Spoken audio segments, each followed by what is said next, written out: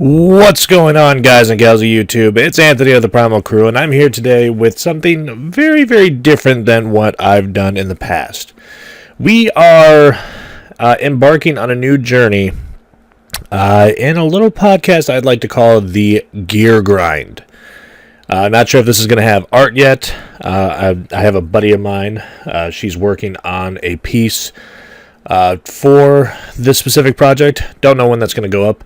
But I wanted to start this podcast because not only through my own personal experiences, but from the experiences of those that I have played with, whether they're friends or just in raid groups or what have you, there has been a plethora of different topics and different banter that we've all talked about and all debated about.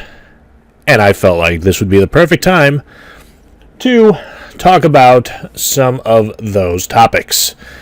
In the coming weeks, in the coming days, obviously there will be different topics and different subject matter to speak upon. And also, if you do have anything that you would like me to cover, please let me know down in the comment section below of this video to what you would like to actually, what you would like me to talk about. Because I would love to make this as interactive as possible. So, to lead off this very first episode of the Gear Grind, we are going to be talking about spoofing in PokemonGo. Now, I know I've touched base about this sometime in the past. I did a little bit of a live stream on it. And long story short, what is spoofing? Spoofing is a way, in PokemonGo terms, it's a way for you to manipulate your location and to put you in areas that are not of your own. For example, if you live in San Francisco like I do, and you're looking to get a regional, and let's just say hypothetically, again, you may not have a passport or the means and the funds to travel to another area to get a regional, but with spoofing, you can actually change your location and encode yourself to different coordinates of this globe and find yourself in Japan, in South Africa, in Italy, France, England, all these different places without having to leave the comfort of your home. Is it right? Is it something that is fair? Now, this has probably been one of the biggest topics that I've talked about before. Excuse me. Is it fair? Is it right? It could be up to debate for a long, long time. Here's my personal take on it. There have been a lot of people in the past that I've talked to that have found themselves in situations where they are unable to leave their house, whether it is because of means of travel or because of means of mobility, i.e. if they're disabled and going through, a surgery, an injury, or what have you. So, and, they play Pokemon Go as a religious thing, so why take that opportunity away from them? So, instead of just opening up the game and, working with what they have around them, which for a lot of people may not be a lot. There may be some people that are in rural areas that have only one gym within a 10-mile radius or one Pokestop in the same exact radius. And if you're disabled, you can't reach that. So people in those terms turn to spoofing so that way they can join into raids.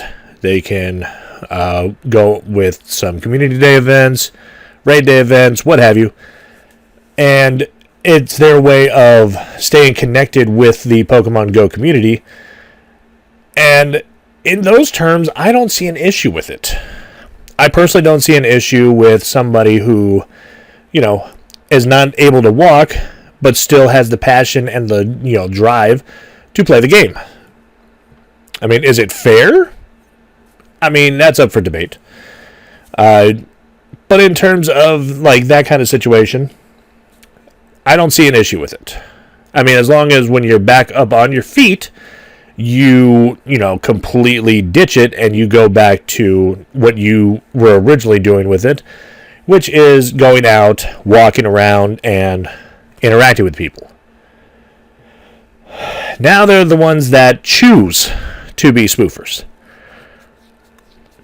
I'm not going to name names, but I know there are a few YouTubers out there that do spoof for their channels.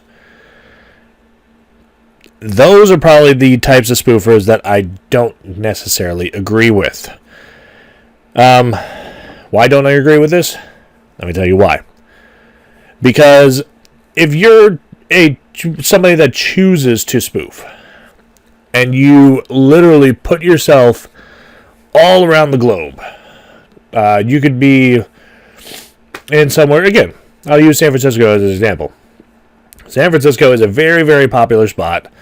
It has tons of Pokestops, tons of gyms, tons of spawns.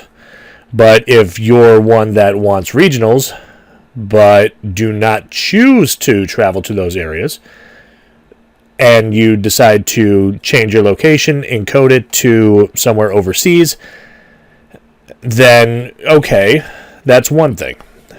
And then putting yourself all around the globe to areas like Japan, where obviously Japan's another very, very popular area for Pokemon spawns, PokemonGo, and stuff like that, and you take advantage of people that are actually raiding. Like, let's just use raiding as an example. You take advantage of people that are actually raiding, and you use them to complete raids, and you find yourself, if it's, let's just use Rayquaza right now, because Rayquaza is the most recent legendary that's came out, and you use them to complete Rayquaza raids, and you get yourself shinies. Now, I know the odds on getting an initial shiny is really, really high, but if you're not putting in the effort to actually go out and actually do raids, to me it defeats the purpose, and it kind of diminishes what you're accomplishing. Yeah, you have a shiny Rayquaza from Japan, from the comfort of your home in San Francisco, and you didn't leave your house. That fair? Absolutely not. Do I justify it? No, not in this situation. And then again, I'm not going to name any YouTuber names, but if you're one that continuously does, I think there was one where I was watching where there were multiple shiny Lugias when they first came back into raids and the shiny variant was available, and he was getting one after another, and he was acting so surprised about it. You can't act so surprised when you're spoofing your location to get to as many raids, using as many live trainers as you possibly can to get your fill and your goal. I mean, that's not fair to those that are actually raiding in person, like right on top of the gym, in the actual location.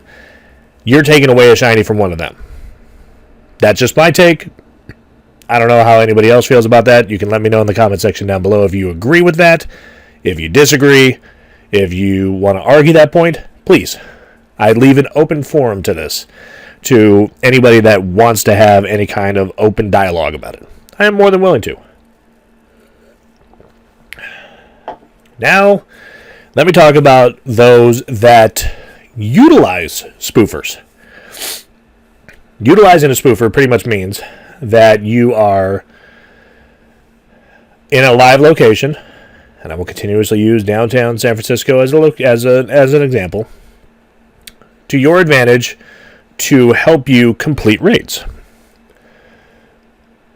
Again, not naming anybody, but when you're out and about at, let's just say, like 3, 4, 5 o'clock in the afternoon, and during the day, or like during a weekday, I would say, and you're going around and you're trying to hit as many raids as you can, and there's 15 people in your lobby, yet you're the only one standing around holding a camera, does that make it look like you're, really, like, somebody for the people? I'm not going to say somebody for the people, but you're, making yourself, a really passionate trainer when you're utilizing people that are anywhere near you. Like, I know I've gone into the city myself, and I have done some raids. And I've done a lot of raids. Is it fair? For me? Not necessarily. Do I do it in terms of trying to get as many shinies as possible? Not necessarily. Am I happy if I get a shiny? Absolutely. I'm not going to say that I will never ever not utilize a spoofer. Especially if, it's 6, 7, 8 o'clock in the morning, everybody's at work, and I'm roaming around the city. I'm going to utilize a spoofer. Does that make me a hypocrite? It could be. Absolutely. But when you record it and say, look at what I've accomplished, it's kind of a hollow victory when you're accomplishing a goal or accomplishing an achievement when you're using other people. It sounds confusing. I get it. If you again, want to talk to me about this in the comment section down below, please feel free.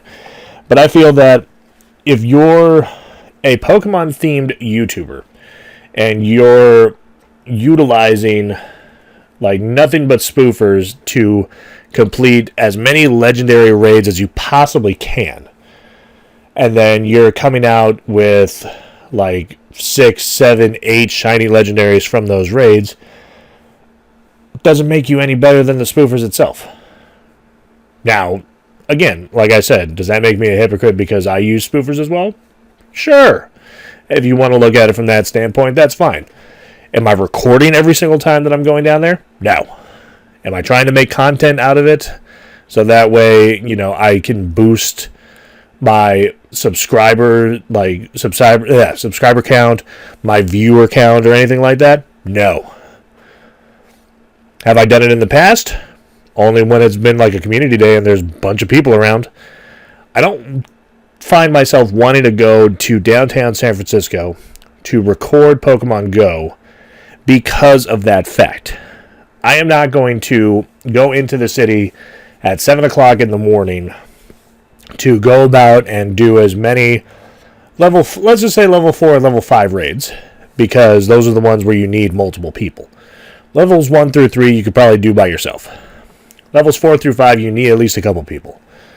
I'm not going to go into the city at 7 o'clock in the morning with my camera on a tripod, going around the city trying to complete as many raids as I possibly can for content.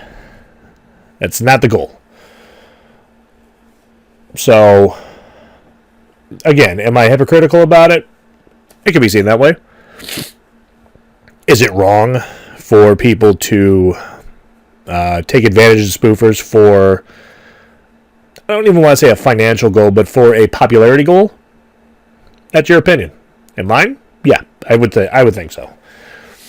And especially those that go about it the wrong way and kind of rub it in everyone's face, saying like, oh, this is my 15th shiny Rayquaza or my 17th shiny Rayquaza that I've gotten from raiding down here in San Francisco. It's really easy to say that when you can hit as many raids as you can with no actual trainers around you. Come to a more less spoofed area outside of San Francisco. See how well you do when you can't find trainers to do a raid with you. Trust me, from personal experience, that's how it is.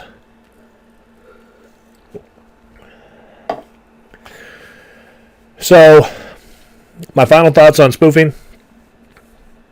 If you're somebody that cannot walk, if you're disabled for whatever reason, you can't leave your house physically, and you're going to spoof during that time, I don't see an issue with it. Honestly, I see no issue with that just because of that reason. You still have the passion, you still have the drive to want to play, but you cannot physically get out there yourself to actually, do it. Do I have an issue with those that spoof from home when they're more than physically capable of leaving their house?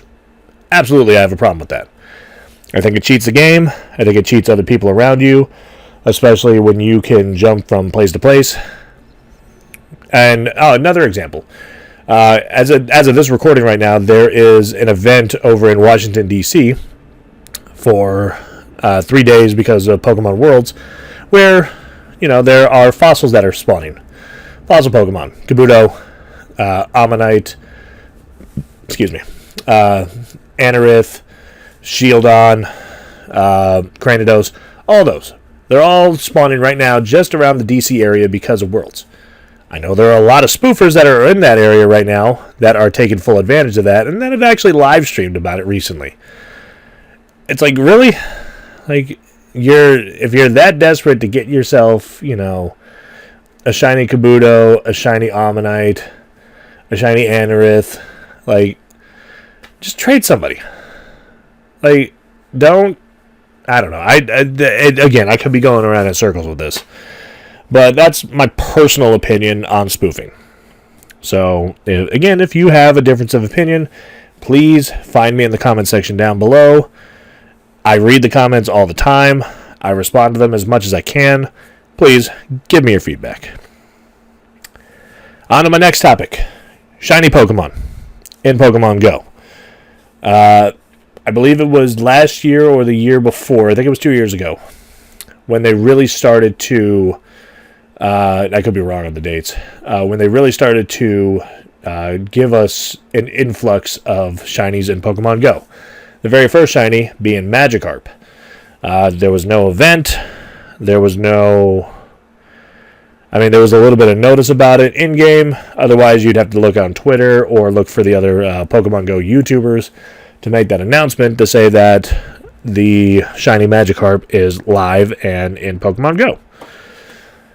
After that, they started to release community days, starting with Pikachu Community Day, and then working their way down the line, giving us shinies such as Bulbasaur, Charmander, Squirtle, and then jumping around, giving us some of the Generation 2 starters as their shiny variants, and then also giving us legendary ones, where they released the aforementioned Lugia, Ho-Oh's got its shiny, the 3 mythical birds from Generation 1, Articuno, Zapdos, and Moltres. And then continuing down the line, every so often they would release a new shiny, non-community day shinies. Another good example, this upcoming water event that's coming up. They've announced 2 new shinies, with Barboach getting its shiny form and Carvanha getting its shiny form. I think it's great that they've released shinies. But I do feel like that there is a little bit of a flaw. It's not a huge flaw, but I feel like it's something that, can definitely change the game, if you ask me. Now, what is that? So, I believe it was last year, in 2018, when they released, I think it was during Mother's Day. I could be wrong on the date again, but I believe it was Mother's Day where they released Shiny Nidoran Female into the wild. But with a twist. Not only Shiny Nidoran Female, but Nidorina and Nidoqueen were spawning more and also had their shiny variants in the wild. It was the first time that PokemonGo ever released its first stage and second stage evolutions to have shiny variants. The only way that you can normally do that is if you catch its basic stage and then evolve it into its upper stages. I thought that was great. I myself never got either shiny Nidorina or shiny Nidoqueen. Nidoran, yes, never evolved it though. But I love the opportunity to actually go out and try and find its first and second stage evolutions to attempt to get its shiny form. I thought that was a great touch. My issue that I have is why only during that time was it the first and second stage that got its shiny form, when now you look at such Pokemon like Seal, who for the longest time you could get it through quest, catching 5 water-type Pokemon, or you can catch it in the wild. But if you encounter a Dugong, you don't get a chance at the shiny. Same thing with Bulbasaur. Bulbasaur can spawn a lot around any area that is, very sunny, grassy areas. But if you were to encounter a Ivysaur or a Venusaur, you have 0 chance of getting the shiny. Same thing with, the baby Pokemon, you can only hatch through eggs. I get that. But like Natu, Xatu, Mareep, Flaffy, Ampharos, Even Meryl and Azumarill. You can only get Azurill through an egg, but Meryl and Azumarill you can catch in the wild, but they don't have shiny variants. Aron, Lairon, Aggron, they all have shiny forms, but the only way to get the stage 1 to stage 2 is if you catch a shiny Aron and evolve it. Drifloon, Drifblim, as much as Drifblim is very, very rare to actually see spawn. Same thing with Wailmer, Wailord. Wailord, again, does not spawn as often. I don't think I've ever seen a Wailord spawn. Trust me, I know how to speak. And same thing with the Gen 2 starters. Chikorritas, Cyndaquils, Totodiles. I've encountered my own Feraligatr before. I would love to try and encounter a shiny Feraligatr in the wild. I mean, make the likelihood of getting a shiny like super rare. It doesn't have to be, like a 1% chance or anything like that. As it stands right now, if I remember correctly, for just a regular non-community day, non-event shiny, it's 1 out of 450, I think is the number. It could be a lot higher than that, but that's the number I remember. Like, give us a chance. Like, I'm not saying, like, for example, the evolutions. Don't have all the evolutions, like, spawn. But when I've seen Jolteons, Vaporeons, and Flareons spawn before, I would love to encounter one as a shiny. Obviously, I've never seen a Espeon or an Umbreon spawn. Probably never will. Dratini, Dragonair, Dragonite. I've had spawns of all of those. Would love the opportunity to catch a green Dragonite in the wild. I think that would be kind of cool. So, I'm not saying that it has to be like right now, but I feel like that would be something in the best interest of Pokemon Go going forward. In the mainstream games, all of them have the opportunity of being shiny in the wild. I do remember once playing Pokemon Sapphire that my very first shiny that I had gotten from that game was a wild Zigzagoon. And probably sometime down the line, I got a shiny Lanoon in the wild. It's not difficult, and it doesn't have to be difficult, but, it's up to Niantic, it's up to, everybody in that lab area to, release that kind of stuff. I think it would be cool. I think it would be a good addition, and I feel like it would definitely have people go out and hunt a little bit more. Because I can tell you, when I see a Poochyena on my radar, and I also see a Mightyena, I'm going to go towards the Poochyena more because of its possibility of being a shiny. Mightyena gives you more Stardust, obviously, but do I want more Stardust, or do I want my chance at my first shiny Poochyena that I didn't have to trade for? I'm going to go for the shiny variant. Same thing with Snubbull. I can tell you how many shiny Snubballs I've gotten. But I can tell you that I've also found my fair share of Granbulls. I would like to find myself I think it's like a tan yellow Granbull. Love to find that in the wild, but it's not going to happen. So, what are your thoughts on shiny Pokemon in the wild? Should it just stay at its basic stage for its shiny variant? Or do you feel that all the evolution stages should have their shiny variants available? Let me know in the comment section down below what you think about that, and we can debate from there. But I'm going to be cutting this podcast down. I got to get ready for work. There will be more episodes of this coming in the very near future. I want to thank you guys for coming out and checking out today's video. It's not even really a video. Checking out today's podcast. If you guys did enjoy it and you would like to hear more and you have suggestions, please let me know in the comment section down below. Give me some topics to talk about, and I'll definitely start picking some out.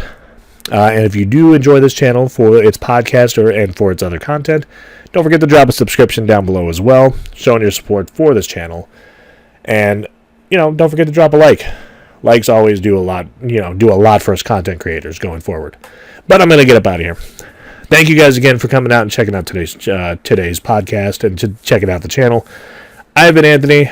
You guys have been the best part of the Primal Crew. This has been The Gear Grind, and I will catch you guys next time. And as always, thank you all so much for your support, and take it easy.